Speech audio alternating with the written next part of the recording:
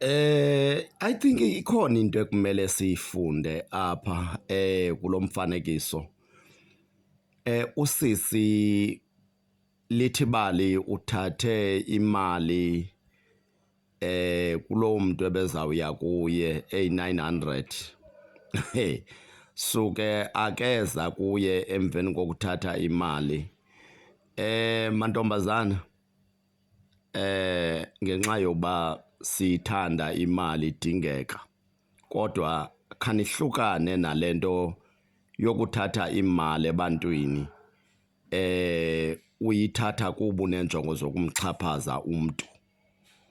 Ungafumanisa into yoba le ntombi iyasebenza, iyazenza izinto, kodwa ithe yakufumana i-900 yaqonda into yoba ayinakuya kule boyfriend yayo, mayidle imali le.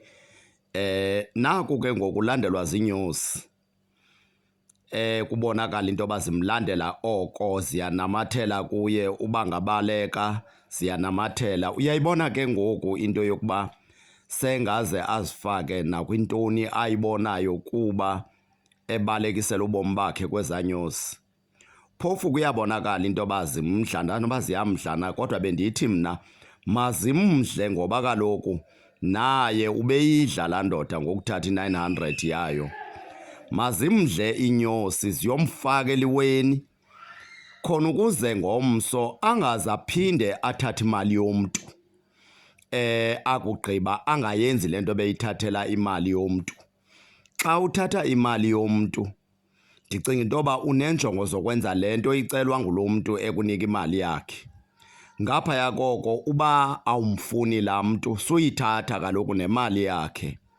Inyaniso ke nto zakuthi yethi manenekazi, nina ndibhekise kuni, nina nithatha imali zabantu, kuthiwe xa kuthiwa yiza uthi faka imali, zumlumkele lofaka imali ngenye imini uyokubeka engxakini, kambe nizokonzakala.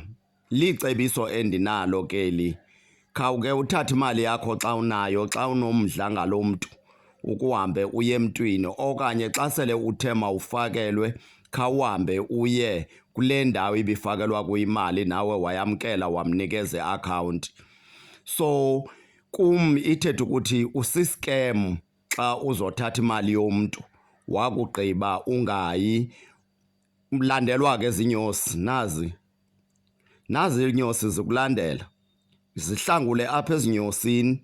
Uyidlile i-900 waqhina entloko, wayenza yonke into ebifuneka ukuthi uzoyenza ngemali. Mdleke nyosi, nanku. Uyabona ngoku angathi omnye umntu bubugqwirha obu benziwe ngulo mntu. Bungakanani ubugqwirha bokuthatha i-900 emntwini, umxhaphaza, umskema.